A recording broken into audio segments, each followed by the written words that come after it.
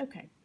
All right. Today we have a guest speaker. Stacy Osborne is here. She works for Judge Cheney in the Coleman District Clerk's office. She's a graduate of this program, and she is going to tell us a little bit about her journey, I guess, to where how she got to where she is today, and also talk to us about things that she sees and things that you can expect when you get out in the workplace, and certain things that from in her standpoint, she deals with all the lawyers in town, all of the legal assistants for the most part, and just sort of what she sees and what tips or pointers that she can give you as far as success in this area. So, uh, without any further ado, Stacy Osborne.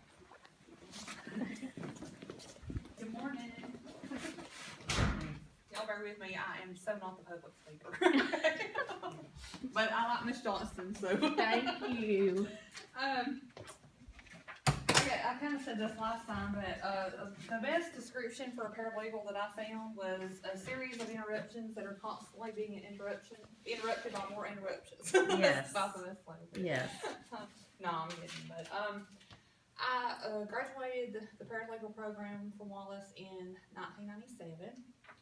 I really didn't know what I wanted to do until my senior year. I changed a few times, and I had a constitutional law class, and that made me decide that I wanted to be a paralegal. So I went through the program here, and I worked for a lawyer in private practice for 7 years, and then she was leaving to go to district attorney's office, so I went somewhere else for a few months, and then I started working for Judge Cheney in the district court. So I've been doing this about 18 years, and things have changed quite a bit. We didn't have these fancy computers. And I feel old. It makes me feel so old. We still had those little floppy disks. Do you think they even know what a floppy disk is? Okay. Me and you and Miss Johnson might know what that is. I still have some. Oh yeah, I do Really too. stuck. That's bad, isn't it? So I've asked Miss Johnson to please guide me if I kind of get off the subject okay. a little. But They may not know what you do as far as working for Judge Cheney as a Okay. district court judge. Okay, well, it is, the state has no money, so, we're very short-staffed. We used to have 2 bailiffs, so now it's just, in each department, it's the judge and the judicial assistant, and now in the circuit court, each judge has a, court reporter. Basically, do a lot of stuff that you would do in the lawyer's office. They answer the phones, answer questions, talk to people at the door. But since the court system has come into effect, and now we want to be paperless, I've started going to the courtroom, probably the last couple of years, started going to the courtroom with a judge, because we have to print off our dockets and make notes and do orders later most of the time, because there's no way, y'all know how dependable computers are, because if you sit there and try to do an order after everything, sometimes that's not feasible to do, because half the time it doesn't work correctly. I talk to other, paralegals. If they have a question, if they need something, they'll call, and we're really good. Everybody's good to coordinate with each other. Keep up with judge's calendar. Pretty much everything you would do at a law office, except it's a little more on the instead of preparing the motions, we more do the orders and stuff for that. And what you do will depend, just depending on what your firm, what areas they practice. And what does Judge Cheney hear primarily? Okay, he does felony cases, juvenile delinquency cases, traffic court, and we did actually, I don't know if anybody's heard of this, we did the drug court program also. He does that, and recently we've started taking the pleas on information from the circuit court, which I love. Oh, I didn't know that. Okay. It's a little different. We've done it twice now, so it's just a little great. So things are constantly changing and evolving, trying to make things smoother, and sometimes we don't know if it makes it better or worse, but we just do the best we can, and everybody just try to work together and kind of do the best we can. So and Jamie, she works for Judge Turner across the hall. We've split into divisions. We just started this probably about 3 or 4 years ago, because it used to be we just did everything, and that was just too much. Mhm. So they do what we don't do, which is the misdemeanors, the juvenile, the custody, DHR,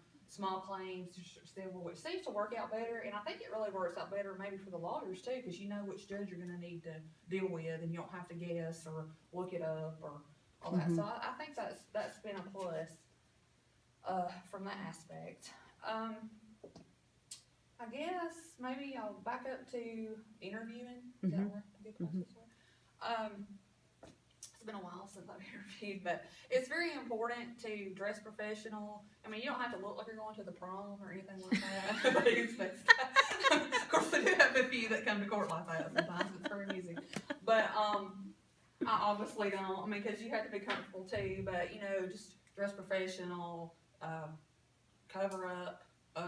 If there's, I hadn't even paid attention. If there's people with tattoos, facial piercings, take your piercings out. I mean, girls, earrings, fine, you know. Tattoos, you need to cover that up. And something that's very important that I notice people doing, don't get your cell phone out and start filming on it or messing with it. Because, you know, to a potential boss, they're going to think, well, they're going to be on their phone all the time, you know, so that's not, wouldn't be a good thing. And social media, I have never had a Facebook account, and I never plan to. And it's fine if you do, but I would be very careful about what I post, because a lot of people do look at that. A lot of people don't think they do it. A lot of people I know have gotten embarrassed and lost jobs or not gotten a job because of things they post. So I'll just be really aware of that. I know everybody wants to post everything they're doing, but that's usually not a good idea to do that. Anything else on the interview? No, I can't really think of that. What about as far as, I mean, you deal with everybody in the same community. So when people are calling from different law offices to ask or try to reschedule things, I mean, what do you say are the most important things as far as for paralegals coming out, being prepared? Actually, to be nice, first of all, you know, be courteous. Look, you know, and I mess up just like everybody else does, but even if it is my fault, let's don't act like it's my fault, you know, just like, hey, you know, I found something here I don't understand, can you help me understand what's going on? Be nice, be courteous, because, you know, we've all got to work together, and we don't want to get a bad reputation of being a smart aleck, I guess, like a better term. So there is a few. I was telling Ms. Johnson a while ago, I had one call me the other day, and she's older. I mean, she's been doing this quite a while, and she had quite an attitude, and there's really no point in that. You don't want to get that reputation as being hard to deal with, because not only does it make you look bad and give you a bad reputation, it makes your boss look bad or your law firm, and you don't want that, because you know there's a few you don't want to deal with, and everybody knows it, and you don't want to have that reputation. It's really not that hard to be nice. It's hard to be nice. Some of the key things I think are important is to be punctual, be on time, don't be late, be dependable, be honest. Just be honest. If you don't know how to do something, look, I tell on myself probably more than I should. I'll go, I just messed up. I don't know what I did, but let's fix it. Because it's much easier to go ahead and fix it than to sweep it under the rug and then it become a bigger issue. Just be responsible, be courteous, just like in any other job. But this is a professional arena, so you do need to act like you have some sense. I guess some is like to say. Yeah. And I think me and Ms. Johnson talked about this before. The last time I gave a speech, the worst thing to do is nothing. I mean, don't just sit there and do nothing. You know, I mean, even if you get thrown into it. When I first started a law firm, the attorney it was me and her, and she was in court all week. And I had graduated, but I didn't. I mean, it's a whole different ballgame when you're doing it, you know. And just do the best you can. And I mean, of course, don't go in there and just send out a bunch of stuff if you don't know. But just do. You know, there's always something to do. And never be afraid to ask questions to make sure you know you're doing what your boss wants you to. And one thing I want to stress. Just because you maybe don't have any work experience, don't think that somebody's not going to hire you, because a lot of people think, look, this person's a clean slate, they've not got bad habits, you know, for me to break. So it's not always a bad thing, because I thought, well, nobody's going to hire me, because I worked at a grocery store and I worked at Shoney's.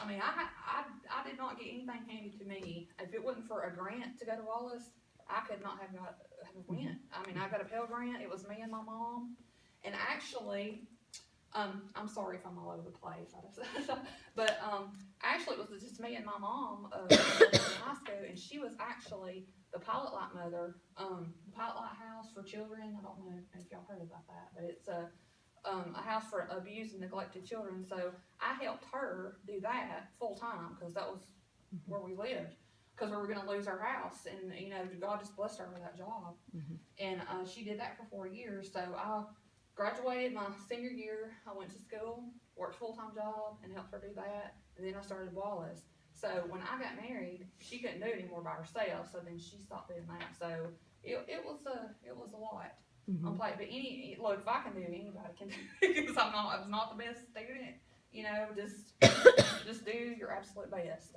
and I know Miss Johnson will help in any way she can, cause she's really great, I think she's a Aw, good one, I'm thank so you. glad y'all got her to Thank learn you. from. Thank you. Okay, where do you want me to go? But what about as far as, okay, when you first started work, and I've told them, you know, when you come out of this program, you know a little, but there's no way you're going to be prepared to know every No, possible no. thing, and you're going to get thrown. You're going to get so many questions and phone calls. And I was just telling them, you know, what would you suggest or recommend as far as, okay, you don't know the answer to something. Where do they need to start or go? Well, you can ask your attorney. Mm-hmm.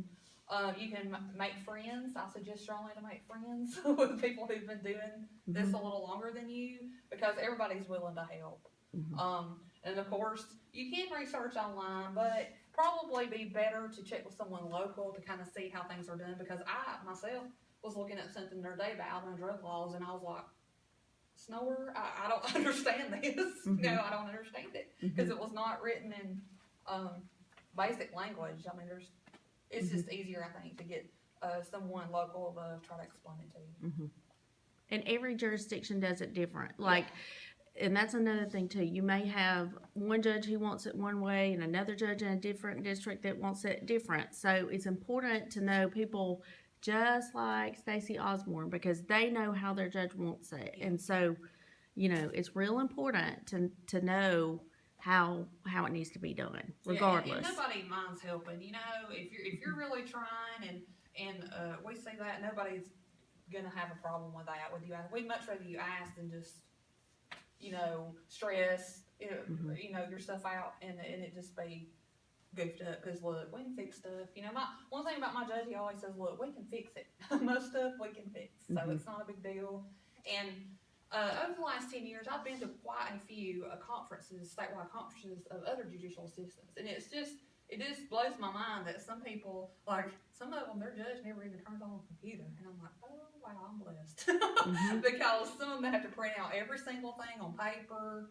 Yes, they still will not touch a computer, and I'm like, oh goodness, and that's just crazy to me. And there's some attorneys that's like that too.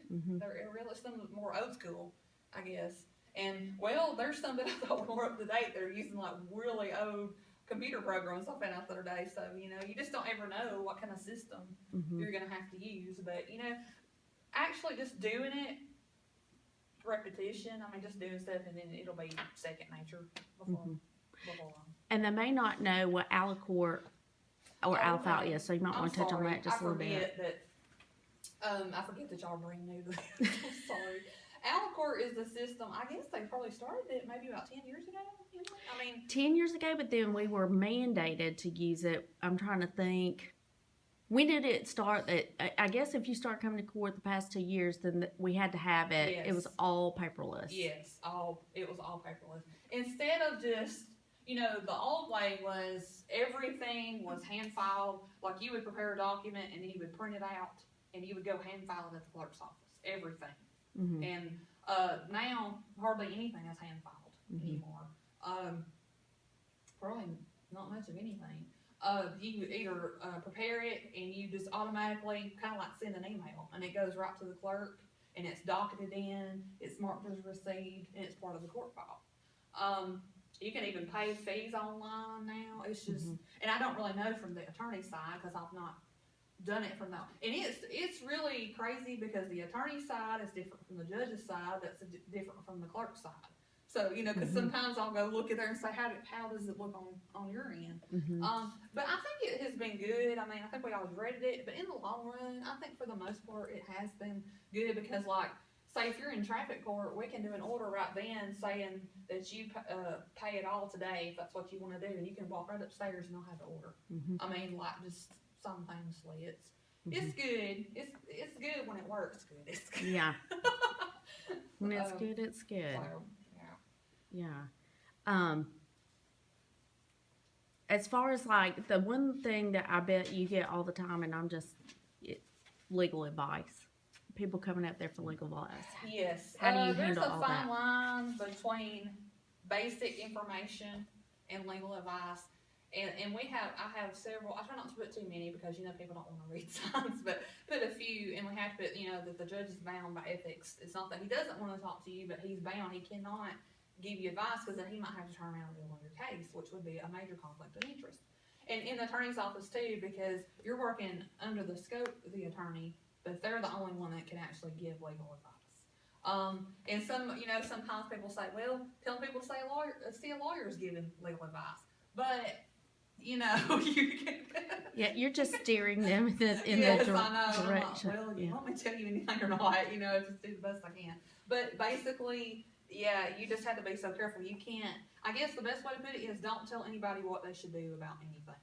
I mean, because it will come back to bite you, because they'll say, well, she told me to do so and so, and whether it was right or not, you know, that could get you in trouble. So basically, just guidance, like maybe, you do need to schedule, maybe you need to schedule an appointment with an attorney, or you can go